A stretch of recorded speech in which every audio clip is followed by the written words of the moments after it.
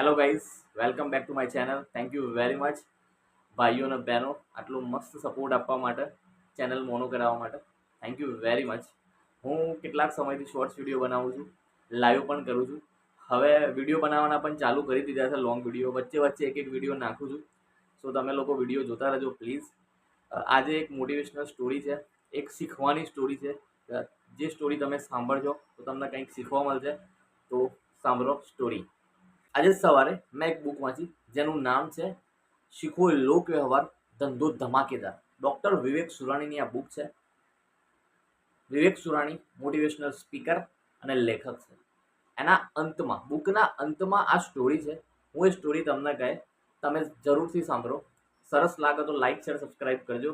અને તમારે એ સ્ટોરી જાતે વાંચવી હોય તો તમે શીખવો લોક વ્યવહાર, ધંધો ધમાકેદારની જે વિવેક સુરાણીની બુક છે એ વાંચી લેજો, મજા આવશે. બહુ મજાના લેખક છે. મુલ્લા નસરુદ્દીન નામના એક એવા વ્યક્તિ છે જેઓ હાજર જવાબીપણા અને બુદ્ધિ ચાતુર્ય માટે ખૂબ જાણીતા છે એમના પંથકમાં અને ઘણા બધી જગ્યાએ પણ. તો તેમને તમે ઓળખો છો. તો એમની આ એક વાર્તા જેવી જ છે, વાર્તા સ્ટોરી છે.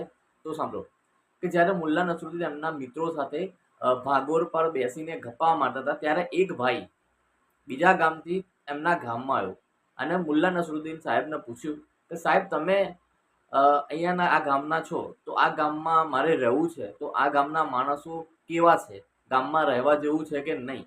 તો મુલ્લા નસરુદ્દીન સાહેબે બીજો પ્રશ્ન એમને સામે પ્રશ્ન પૂછ્યો કે તમે જે ગામમાં રહેતા હતા એ ગામના લોકો કેવા હતા? તો એ મુસાફિર ભાઈએ જવાબ આપ્યો કે ભાઈ હું જે ગામમાં રહેતો હતો ને એ ગામના લોકો ઈર્ષ્યાળુ, કપટી, લુચ્ચા લોકો હતા. કોઈની મદદ નહોતા કરતા. એવા લોકો ત્યાં રહેતા હતા. એટલે હું હવે તમારા ગામમાં રહેવા આવ્યો છું. તો પછી શાંતિથી મુલ્લા નસરુદ્દીન ભાઈએ જવાબ આપ્યો કે ભાઈ અહીંયા પણ એવા જ લોકો રહે છે જે કોઈની પ્રગતિ જોઈ શકતા નથી, ઈર્ષ્યાળુ વ્યક્તિઓ છે. તો પેલો ભાઈ પછી આગળ ચાલતો થયો બીજા ગામમાં. થોડી વાર ગપ્પા મારે પછી ફરી એકવાર એક મુસાફિર ઊંટ ઉપર પોતાનો ઘર વખરીનો સામાન અને પોતાની પત્ની સાથે આવે છે. અને એ જ સમયે મુલ્લા નસરુદ્દીનને પૂછે છે કે ભાઈ આ ગામમાં કેવા લોકો છે, આ ગામમાં રહેવા લાયક છે કે નહીં?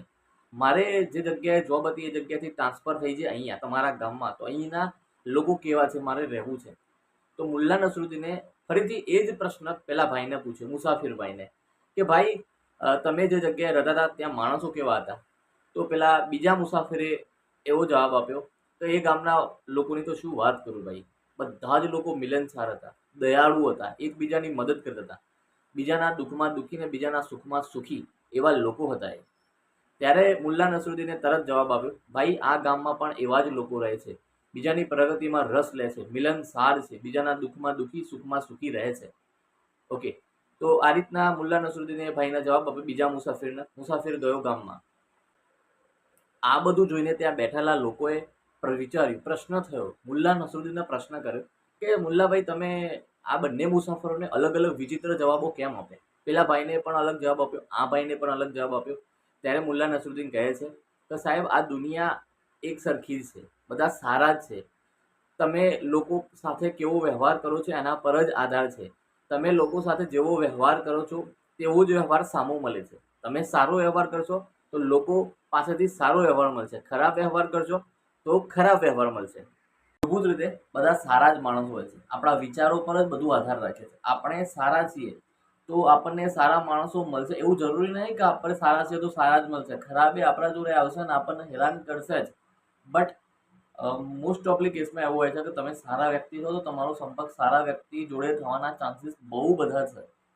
એટલે દુનિયા એક સરખી છે, આપણા વિચારો પર જ આધાર રાખે છે બધું જ, પોઝિટિવ, નેગેટિવ. ઓકે સાહેબ, તો આ સ્ટોરી પરથી તમે કંઈક શીખ્યા હશો કે આપણા વિચારો જ બધું છે. આપણે નેગેટિવ તો બધું દુનિયા નેગેટિવ, આપણે પોઝિટિવ દુનિયા પોઝિટિવ. આ સ્ટોરીમાંથી તમે બે વસ્તુ શીખ્યા હશો કે બે માણસ છે અને બંને માણસને મુલ્લા નસરુદ્દીન સાહેબ કેવી રીતના જવાબ આપે છે. હાજર જવાબી પણ, બુદ્ધિ ચાતુર્ય. એક માણસ આવી રીતના પ્રશ્ન પૂછે છે અને એવી રીતના જવાબ આપ્યો, એનું માઇન્ડસેટ કેવું છે એ રીતે જવાબ આપ્યો. બીજા મુસાફિરનું માઇન્ડસેટ કેવી રીતે છે તો એનો જવાબ એવી રીતના આપ્યો. તો તમે આ વસ્તુ શીખી શકો છો આમાંથી કે જવાબ, હાજર જવાબ, વિચારીને નહીં, હાજર જવાબ આપવો. આ દુનિયામાં આ સ્કિલ તમને આવડતી હોય તો તમે સક્સેસફુલ થવાના બહુ બધા ચાન્સીસ છે. હાજર જવાબીપણું અને બુદ્ધિ ચાતુર્ય. જે મુલ્લા નસરુદ્દીન સાહેબ નામ હતું.